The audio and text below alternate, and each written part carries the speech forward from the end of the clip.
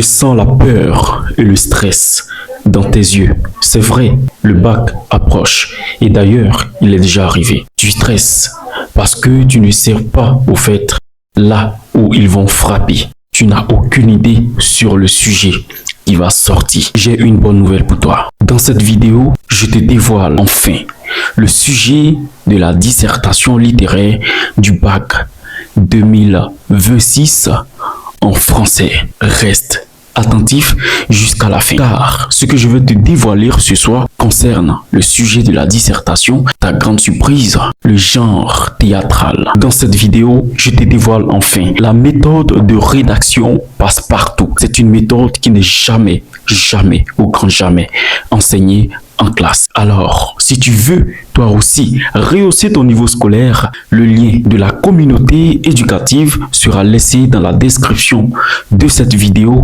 ainsi que dans les commentaires. Savons que la dissertation comporte 3 grandes étapes telles que l'introduction,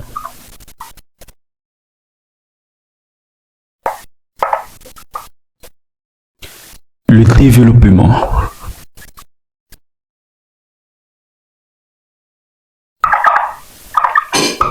et la conclusion.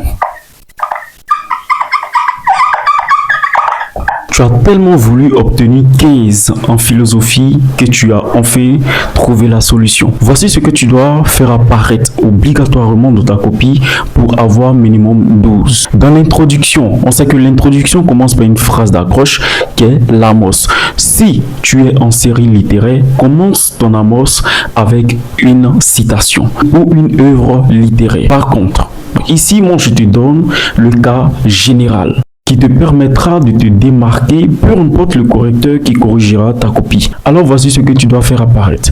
Amos commence comme ça ton introduction. Depuis ses origines, le théâtre est un art du spectacle qui met en scène les actions humaines afin de divertir et d'instruire. Voici donc la problématique. Le théâtre a-t-il uniquement pour rôle de divertir? Le travail que tu feras ici, qui va marquer la différence entre ta copie et les autres copies, vu que de cette même manière que tu as accès à cette vidéo, plein d'autres élèves ont également accès à cette vidéo. Qu'est-ce qui fera la différence entre vous et éviter les copies conformes? C'est votre compréhension du sujet, ainsi que la reformulation et la problématique du sujet. Vu qu'ici, la problématique est déjà donnée, mais la différence viendra au niveau de la reformulation et de la compréhension du sujet. Voici donc la structure du développement. L'axe 1 qui est la thèse. Donc, on dira que le théâtre divertit, et ça, c'est la thèse. Voici donc les différents arguments. Tu manques également des arguments. Voici les arguments que tu peux utiliser en montrant que le théâtre sert ici de spectacle. C'est aussi un spectacle vivant. C'est aussi, le théâtre a pour fonction aussi du genre comique. Un genre comique a un genre émotionnel. Donc, travaille également sur les émotions ainsi que la distraction. Je te conseille d'utiliser 2 œuvres littéraires par grand thème, c'est-à-dire au niveau de la thèse, 2 œuvres littéraires, au niveau de l'antithèse, 2 œuvres littéraires, au niveau de la nuance, une œuvre littéraire, afin de pouvoir directement faire ta conclusion générale. Voici donc la deuxième partie qui est l'antithèse. Là où nous parlons des limites, c'est-à-dire des autres fonctions du théâtre. On dira donc, le théâtre instruit également. Du moment où on a dit que le théâtre a une fonction de divertissement, la problématique qui était posée ici, c'est le théâtre a-t-il uniquement pour rôle? Et on vient de voir que en réalité, il existe également d'autres fonctions du théâtre.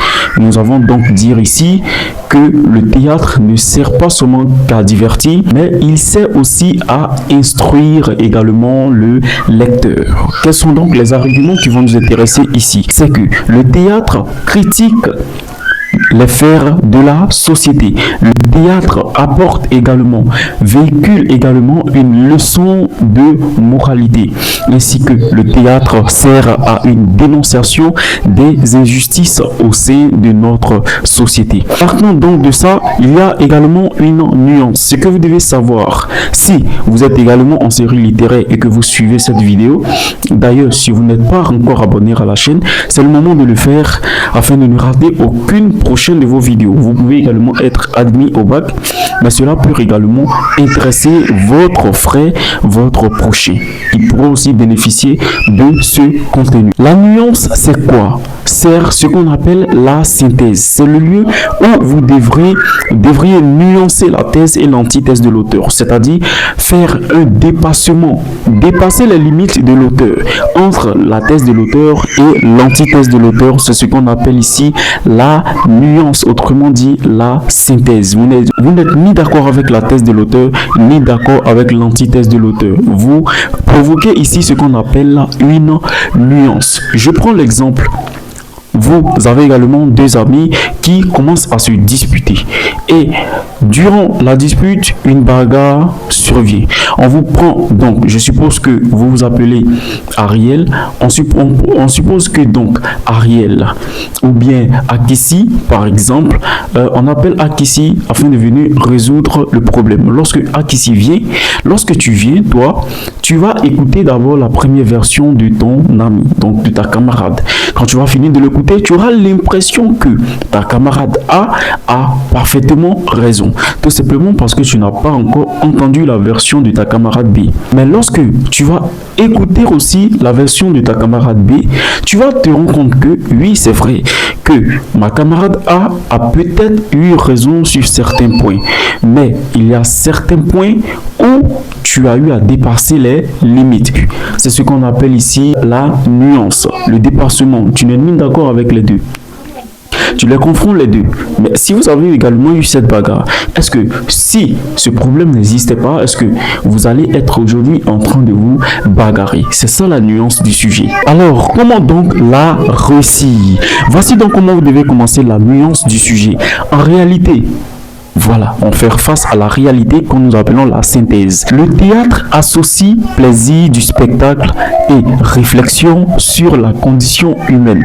Partant de ce constat, vous pouvez donc sauter deux lignes afin de pouvoir directement, faire une conclusion partielle de toute la partie. Vous sautez également deux lignes avant de passer à la conclusion où vous ferez donc le bilan de tout ce que vous avez dit dans votre développement ainsi que votre point de vue personnel et enfin l'ouverture. Si tu ne sais pas également comment faire une bonne ouverture, alors je t'invite à rejoindre la communauté éducative et mon programme d'accompagnement scolaire qui va vraiment t'aider à rehausser ton niveau scolaire, à travailler vraiment sur tes lacunes, à te donner également des astuces qui te permettront d'exceller rapidement. Si tu ne me connais pas jusque-là, je suis le coach Dorgelex, expert en accompagnement éducatif. Aujourd'hui, je suis fondateur de la marque éducative Génie Académique. Alors, si toi aussi, tu veux donc plonger dans cette immersion de connaissances, je t'invite donc à t'abonner et je te dis à la prochaine. Peace out.